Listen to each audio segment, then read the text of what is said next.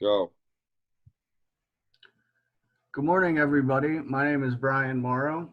With me today, we have Vince, Dan, Abraham, and Zach, and we will be discussing statistical process control.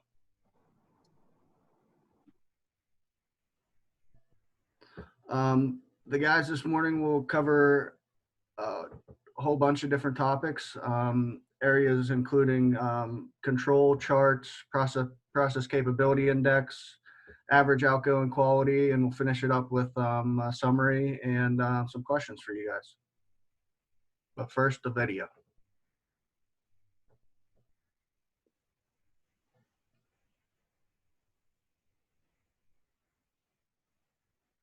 What is statistical process control, or SPC for short? SPC, by definition, is a method of measuring quality control with statistical processes in order to ensure that the production process is stable and capable. Now, we can measure if a process is stable by collecting data from measuring several sample products and then plotting the results on an X-bar chart. So what does all this stuff look like? Well, let's look at a simple example so we can better understand what's going on. Here we have a product created on a CNC machine. Now this product, as you can see, has several holes drilled into this edge. Now let's say we wanted to see if the process of creating these holes is stable. What we would do is simply collect several sample pieces and then measure the diameters of the holes on each piece. Once the diameters are measured, we would then plot the results on our X-bar chart. Here we have our X-bar chart. The X-bar chart is comprised of a lower control limit, which represents the smallest size the hole can be, the upper control limit, which is the largest size of the hole can be, and the center line, which represents the most ideal size of our hole. We will notice on the graph that there are two types of variation. Natural variation, which is present in every system and considered normal, and the assignable variation, which is due to special causes, such as a defect in the process we are measuring. In this case, we can see that one of our products has a hole that falls out of specification. Now, the goal of this X-bar chart is to identify the assignable variations so we can then correct our process. In our case, we would go to the machine and figure out why it had an error and created a hole that is too large and out of specification. Now, the other portion of SPC is identifying if our process is capable. For this, we will use a histogram. On our histogram, we have a lower specification limit, an upper specification limit, and then a center line in between. An ideal process will have its graph as such between the lower specification limit and upper specification limit without any outliers. The way we figure out if our process is capable is with the process capability ratio. The ratio is simply the upper specification limit minus the lower specification limit divided by 6 sigma. If our ratio is equal to or greater than 1, then our process is capable. If our ratio is less than 1, then that means our process is not capable and therefore incurring a loss. The goal here is to have a process that is fully within the specification limit so that there's no loss being incurred. Now that we have learned more about SPC, we can see how it is very important when it comes to any production process. With it, we can ensure that what we are doing is stable and capable so that we are maximizing our efficiency and minimizing our losses. And that's pretty much just the basics of statistical process control. Thank you for watching this video.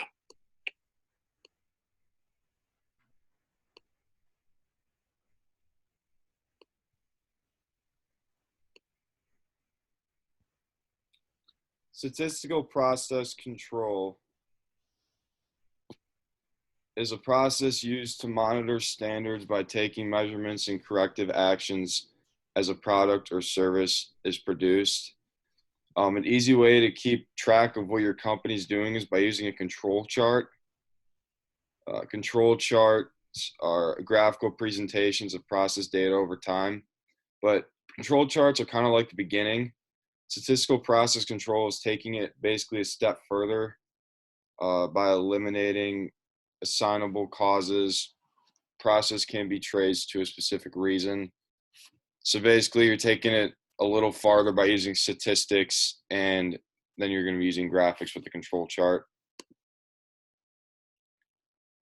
Samples can be used to show visual steps for the process. So with the charts, you can show like samples to give workers or anyone in your company a visual of like the steps to complete whatever project you guys are doing. The central limit theorem is a theory that states regardless of the sample size, the distribution should always follow a normal curve. For all the charts made, there should be a mean set to help track progress. There should always be an upper and lower control limit. Range and mean charts are also used. This chart can also set the normal distribution, which also presented with the mean and standard deviation. A lot of like for the control charts, there's different types of charts, and each chart has a different like point to it. So for the X chart, you're showing it's basically the mean chart, and you're showing the progress and the mean and the process of it. The R chart detects a shift in dispersion. The P charts are ways to control attributes, show the upper and lower control limits. C charts controls the number of defects per unit. These charts are key to controlling time and money spent for companies. Without them, projects can be really a wreck for managers. All the charts work together, and they all help companies achieve a end result or their end goal. Process capability is the ability of a process to meet design specifications, and these specifications are set by engineering designs or custom requirements. And two popular measures for quantitatively determining if a process is capable is the process capability ratio and the process capability index. So the process capability ratio, CP, is a capable process of at least 1. If it is less than 1, the process yields products or services that are outside of the allowable tolerance. And most firms choose a CP of 1.33, which is 4 sigma standard, as a target to reduce the process variability. And CP is equal to the upper specification minus the lower specification divided by 6Q. And since the process must be plus or minus 3 from the process mean, that's where you get the 6, meaning a capable process must be greater than or equal to 6. The process capability index measures the difference between the desired and actual dimensions of goods and services produced, this CPK. And if the CPK is less than 1, the process does not meet the required specifications. And if it is greater than or equal to 1, it either meets the specifications at 1, or if it's greater than 1, it is better than the specifications required. And CPK is the standard criteria used to express process performance. Okay, so now I'm going to talk a little bit about acceptance sampling. The textbook definition of acceptance sampling is a form of testing that takes random samples of lots or batches of finished products and measuring them against predetermined standards. So sampling is more economical than 100% inspection. So when we have lots or batches of products that are defective, these defective items can either be returned to the supplier or fully inspected to call out all the defects. But when you do the second option, all of the expenses will be taken back to the supplier.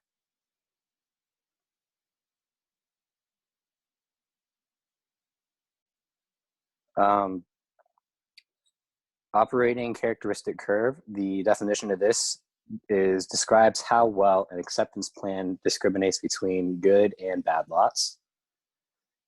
This is intended to show the probability that the plan will accept lots of various quality levels. Producer risk, this means the mistake of a good lot being rejected. And consumer risk is the mistake of accepting a bad lot because of defects found in a lot that has already been accepted. Acceptable quality level, or AQL, the poorest level of quality that we are willing to accept. Lot tolerance percentage defective, LTPD, is the quality level of a lot that we consider bad. Now, I'm sure most of you have probably heard of these, type 1 and type 2 error. So type 1 error is a probability of rejecting a good lot, and type 2 error is a probability of accepting a bad lot. And average outgoing quality is the expected average quality level of an outgoing product for a given value of incoming product quality. And average outgoing quality limit is the maximum value of AOQ that corresponds to the highest average percentage defective or the lowest average quality for the sampling plan. Now, just to sum up this real quick, acceptance sampling is useful for screening incoming lots. When the defective parts are replaced with good parts, acceptance sampling helps to increase the quality of the lots by reducing the outgoing percent defective.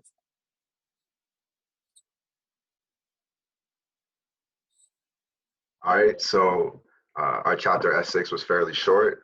So to summarize, there's about three takeaways from this, three main takeaways.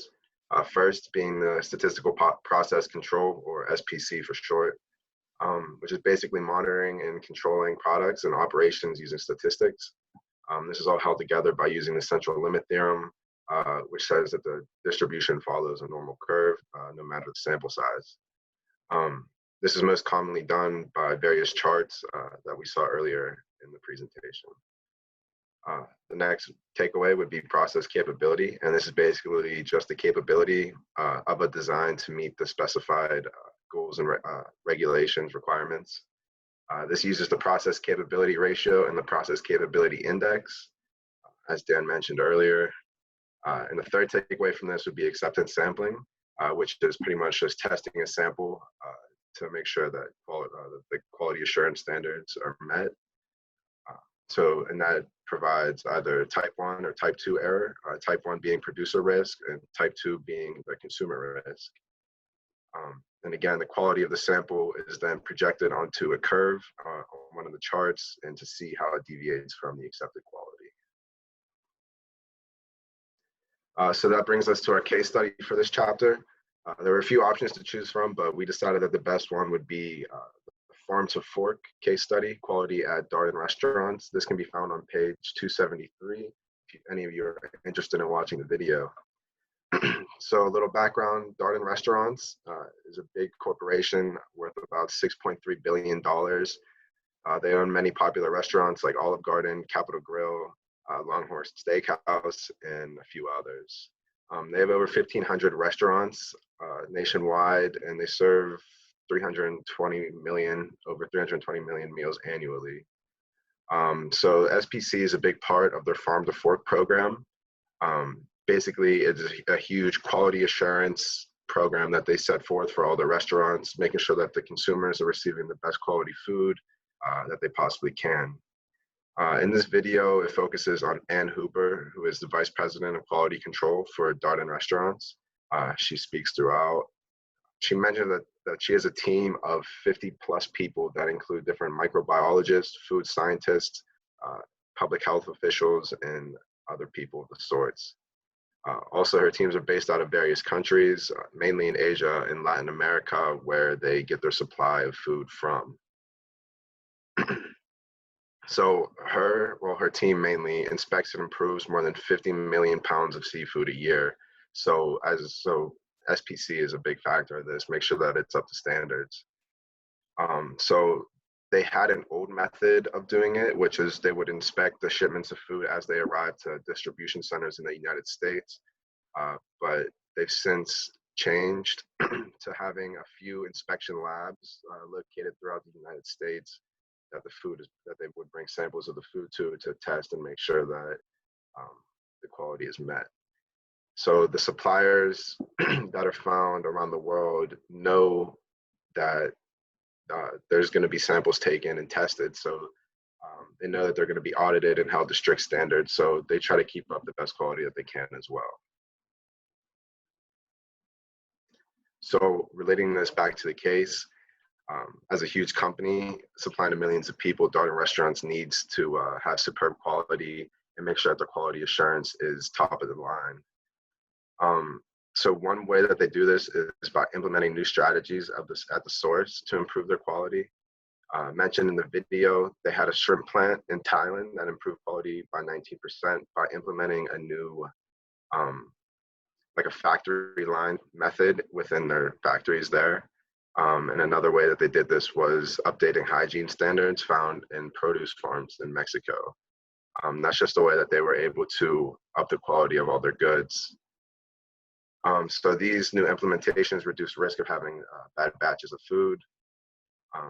Mentioned in the video, SPC charts are vital in this process, more specifically the R charts to show dispersion and the quality. So some things that these do are document pre-cooked food weights, the temperature of the meat, seafood, and poultry, blemishes on produce, and even bacteria count on shrimp. So to wrap this up with a couple questions, the first one, how does Darden Restaurants build quality into the supply chain? So as I mentioned in the previous slide,